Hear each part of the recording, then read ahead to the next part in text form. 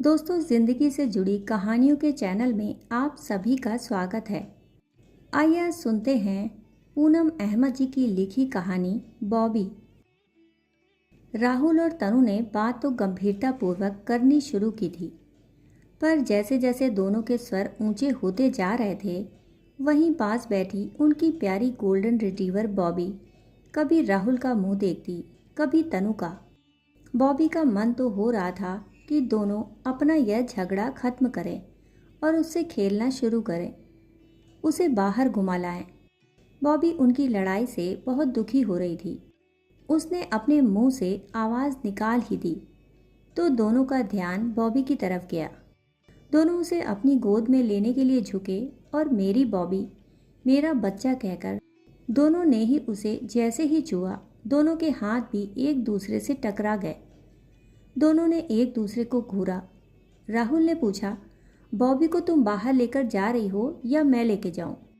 मैं लेकर जाऊंगी अपनी बॉबी को, आओ बेटा, कहकर तनु बॉबी को बाहर रोड पर घुमाने ले गई। बॉबी को घुमाते घुमाते उसने अपनी मम्मी शोभा को फ़ोन मिला दिया और राहुल की जी भरकर शिकायत की। बॉबी का पूरा ध्यान तनु पर था। वह यही सोच रही थी कि क्या हो गया है उसके राहुल को और तनु को, क्यों इतना झगड़ने लगे हैं, कितनी प्यारी जोड़ी है। आज बॉबी को दोनों की लड़ाई से बहुत दुख हो रहा था। उसका मन घूमने में भी नहीं लगा। राहुल का ध्यान आया, वह भी घर पर अकेला होगा, उदास होगा। बॉबी ने घर की तरफ चलने का इशारा किया। तनु ने फ़ोन रखते हुए कहा, बॉबी क्या हुआ इतनी जल्दी? तू भी राहुल की तरह आलसी हो गई है क्या? बॉबी तो क्या जवाब देती, पशु रूप में जन्म लिया था तो कैसे कहे किसी को अपने मन की बात। वो तो जो प्यार करते हैं बॉबी जैसों की हर बात इशारा समझ लेते हैं। बॉबी सुस्त कदमों से घर की तरफ चल दी। राहुल लैपटॉप पर अपना काम कर रहा था। तनु ने कहा, बॉबी सुस्त है कुछ। राहुल ने फिर तुरंत लैपटॉप बंद कर दिया और बॉबी को गोद में उठा लिया। बॉबी, बच्चे क्या हुआ? बोलो, बॉल से खेलना है ना? बॉबी ने पूंछ हिलानी शुरू कर दी और भागकर अपनी बॉल मुंह में दबाकर उठा लाई। घर के आंगन में फिर राहुल बॉल फेंकता रहा। बॉबी भाग भाग कर बॉल लाती रही। वहीं चेयर पर बैठी तनु बॉबी पर कुर्बान होती रही। फिर राहुल ने तनु की तरफ देखकर पूछा, डिनर में क्या है? मेरा कुछ बनाने का मूड नहीं है। कल ऑफिस में एक मीटिंग है, मुझे उसकी तैयारी करनी है। तुम ही कुछ बना लो। राहुल ने तनु को घूर कर देखा तो तनु गुर्राई। घूर क्या रहे हो? जैसे तुम काम करते हो वैसे मैं भी करती हूँ। तुम्हारी माँ अभी परसों यही कहकर गई है ना कि मुझे कुछ नहीं आता। मैंने तुम्हें परेशान कर रखा है। मुझसे शादी करके तुम्हारी तो किस्मत ही फूट गई। यह सब तुम आराम से बैठकर सुनते हो ना? कभी उन्हें एक जवाब नहीं देते कि वे मुझसे गलत व्यवहार ना करें। अब तुम सचमुच मुझसे परेशान हो जाओ, मुझे कोई चिंता नहीं। अरे चुपचाप ना सुनता तो क्या करता? माँ से बहस करके जोरू का गुलाम कहलाऊं? तुम भी तो उन्हें हर बात का जवाब देती हो, कभी चुप नहीं रहती। तुम ही चुप हो जाओ तो बात आगे नहीं बढ़ेगी। बॉबी फिर एक तरफ खड़े होकर दोनों का मुंह देखने लगी। समझ गई दोनों फिर शुरू हो गए। और सचमुच फिर इतनी लड़ाई हुई कि सिर्फ बॉबी के लिए उठकर तनु ने खाना बनाया और खुद भी कुछ नहीं खाया और राहुल भी भूखा ही रह गया। बॉबी ने भी जब कुछ नहीं खाया तो दोनों समझ गए, जानते थे कि हमेशा बॉबी के साथ ही बैठकर खाते हैं। आज बॉबी भी उनके बिना नहीं खा रही। बॉबी को खिलाने के लिए तनु ने फिर अपने और राहुल के लिए बस मैगी बनाई। राहुल और तनु के प्रेम विवाह को 1 साल ही हुआ था। दोनों मेरठ में ही रहते थे। दोनों अच्छे पदों पर काम कर रहे थे। तनु विजातीय थी, इसलिए राहुल के पेरेंट्स उसे पसंद नहीं करते थे। राहुल ने यह घर अलग ले लिए थे, तब भी उसकी मम्मी विभा आए दिन उनके घर आती और तनु को खूब सुना कर जाती। तनु ज़बरदस्त फेमिनिस्ट थी। उसके विचार विभा से बिल्कुल मेल न खाते। अपनी बात को दमदार तरीके से कहने का उसका स्वभाव विभा को कतई मंजूर न था। तनु के पेरेंट्स दिल्ली में रहते थे। वे भी इस विवाह से ज़्यादा खुश नहीं थे। दोनों की जोड़ी देखकर अगर घर में कोई खुश होता तो वह थी बॉबी, जो एक पशु होते हुए भी सबके दिल की बातें महसूस करती, सबको प्यार करती, जिसके दिल में किसी के लिए नफरत या लड़ाई की भावना ना थी। पशु कई मायनों में सचमुच इंसानों से बेहतर हैं। किसी ने कहा भी है कि अगर इंसान पशुओं के थोड़े बहुत गुण अपना ले तो यह दुनिया बहुत खूबसूरत हो जाए। बॉबी को राहुल अपने दोस्त से लाया था और राहुल और तनु की जान थी बॉबी। दोनों के बीच लड़ाई का कारण दोनों के पेरेंट्स थे। बॉबी का मन करता था कि वह दोनों को समझाए कि इस मामले में अपने पेरेंट्स को इग्नोर कर दें और आपस में खुश रहें। बॉबी तो शादी से पहले उन दोनों के रोमांस की भी गवाह थी। शादी से पहले राहुल शहर के बाहर के कंपनी गार्डन में तनु से मिलने जाता तो अपनी कार में बॉबी को भी कभी कभी ले जाता। बॉबी को उनके पहले के रोमांस के दिन कितने याद हैं। दोनों कितने खुश थे। अब क्या होता जा रहा है, क्या होगा समझ ही नहीं आता। 3 दिन बाद फिर विभा आ गई। राहुल टूर पर था। बॉबी के कान खड़े हो गए कि विभा अब तनु के साथ क्या करेगी। तनु ऑफिस से आई ही थी। विभा ने इधर उधर देखते हुए कहा, क्या हाल है घर का, ज़रा साफ नहीं है। मेरा राहुल तो इतना सफाई पसंद था। तनु ने अपने आप को शांत रखते हुए कहा, अब घर ठीक करूंगी मम्मी जी, सुबह तो टाइम नहीं मिलता, ऑफिस जल्दी पहुंचना था आज। आप बैठो, मैं ज़रा बॉबी को पहले बाहर ले जाऊं। बेचारी सारा दिन घर पर अकेले रही है, कहकर तनु बॉबी को लेकर बाहर चली गई। बॉबी ने महसूस किया कि तनु बहुत थकी और उदास है। बॉबी को दुख हुआ कि ये कैसे पेरेंट्स हैं जो बच्चों के जीवन में क्लेश करके खुश होते हैं। थोड़ी देर बाद विभा चली भी गई। जाते जाते हिदायत दी, वैसे तो तुम किसी की सुनती नहीं, पर ऑफिस जाती हो तो इसका मतलब यह नहीं कि घर की देखभाल न करो। पता नहीं क्या सोचकर राहुल ने तुमसे शादी की। तनु को गुस्सा आ गया। बोली, आपको हमारा घर नहीं पसंद तो फिर ना आया करें। राहुल को वहीं बुला लिया कीजिए। हमारा घर तो साफ ही रहता है। आपके अलावा किसी ने कभी नहीं कहा कि हमारा घर साफ नहीं रहता। सुबह मेड आकर घर साफ करके जाती है, पीछे पूरा दिन बंद रहता है। कहाँ गंदा है घर, और अगर है भी गंदा तो हम खुश हैं। विभा को ये जवाब बर्दाश्त नहीं हुए। चिल्लाकर बोली, अब तो देख मैं क्या करती हूँ। विभा के जाने के बाद तनु बेड पर लेटकर रोने लगी। बॉबी से देखा नहीं गया। उसके हाथ पैर सब चाट डाले। कूं करके जैसे उसे तसल्ली दी। फिर खुद भी उदास मन से तनु के पैर के पास लेट गई। तनु को बॉबी के पास होने से बड़ा सहारा महसूस हुआ। फौरन सब बातों से ध्यान हट गया और बॉबी के बारे में सोचने लगी। कितना प्यार करती है दोनों को, सारी बात समझ जाती है जैसे। मन ही मन यह सोचकर तनु को हंसी आ गई कि काश सासू माँ बॉबी से आधा भी प्यार दे देती तो लाइफ कुछ आसान हो जाती। सोच रही थी, पर कहाँ, वे तो इंसान हैं जिनके दिलों में किसी के लिए भी नफरत हो सकती है। और फिर वह उठकर बॉबी से लिपट गई। बॉबी तो कितनी प्यारी है, चल खाना खाते हैं फिर खेलेंगे। बॉबी तो यह सुनकर बेड से कूदकर किचन की तरफ दौड़ पड़ी और तनु भी उसे पुचकारती हुई खाना लगाने लगी। तनु हैरान थी। राहुल टूर पर है, पर न उसका फ़ोन उठा रहा है न खुद फ़ोन कर रहा है। बस एक मैसेज लिख दिया कि मैं ठीक हूँ, आकर बात करूँगा। राहुल जब टूर से लौटा तो उसका मूड बहुत ज़्यादा खराब था, पर बॉबी को गोद में उठाकर प्यार ज़रूर किया। दोनों में से जो भी बाहर से आता पहले बॉबी से ही मिलता, उसे खूब दुलारता। बॉबी जैसे दोनों के जीवन का सबसे ज़रूरी हिस्सा थी। पर तनु पर बिफर पड़ा। तुमने मेरी मम्मी की इंसल्ट की है। जानती तो हो कि मैं उनके खिलाफ कोई गलत बात बर्दाश्त नहीं करूँगा। वे फ़ोन पर कितनी रोईं। तुमने उन्हें यह कहा कि यहाँ ना आया करें। राहुल का मूड बुरी तरह खराब था। तनु ने पूछा, तुम्हें कभी नहीं लगा कि वे गलत बात करती हैं? अगर करती भी हैं तो मेरी मम्मी हैं, पर मैं किसी की भी गलत बात हमेशा ही तो बर्दाश्त नहीं कर सकती। तुम्हें पता है तुम्हारे पीछे आकर मुझे क्या क्या कहती हैं। तुम जानते हो उन्होंने मुझे अपनाया ही नहीं है। फिर तो तुम्हें और ढंग से उनके साथ रहना चाहिए। मुझसे नहीं होगा।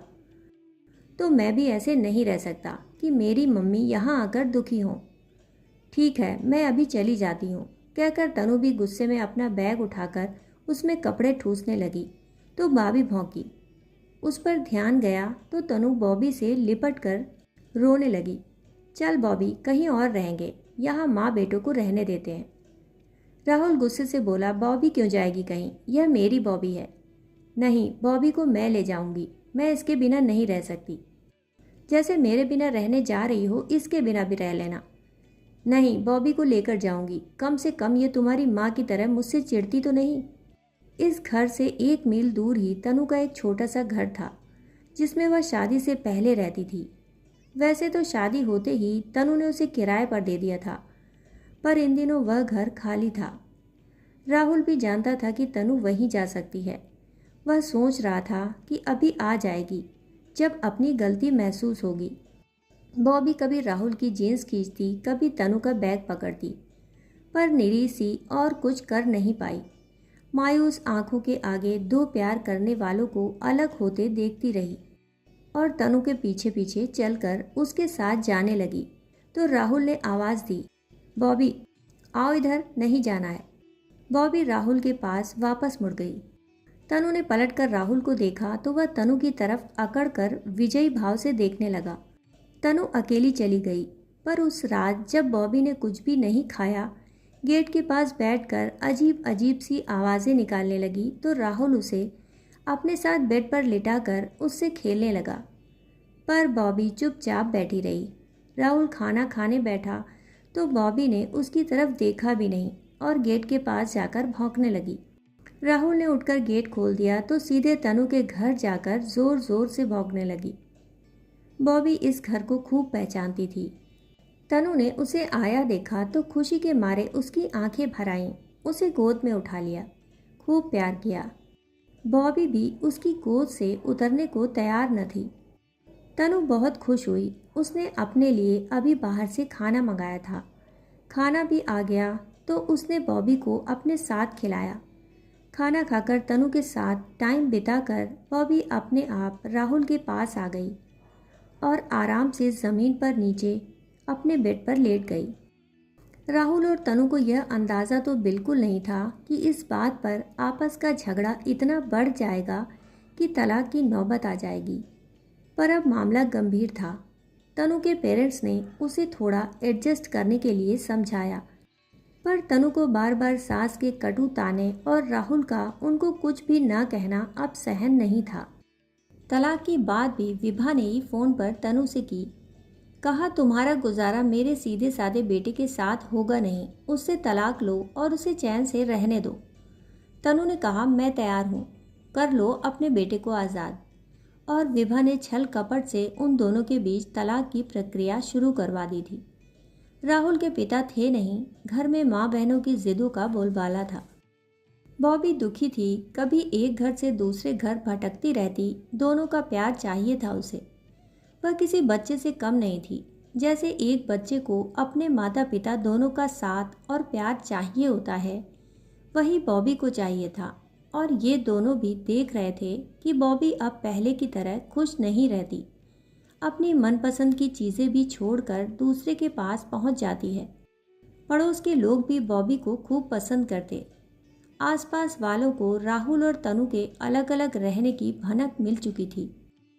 बॉबी को इधर से उधर जाते देखते तो कोई हंसता, किसी को उस पर प्यार आता। बॉबी कभी भी किसी के पास रहती।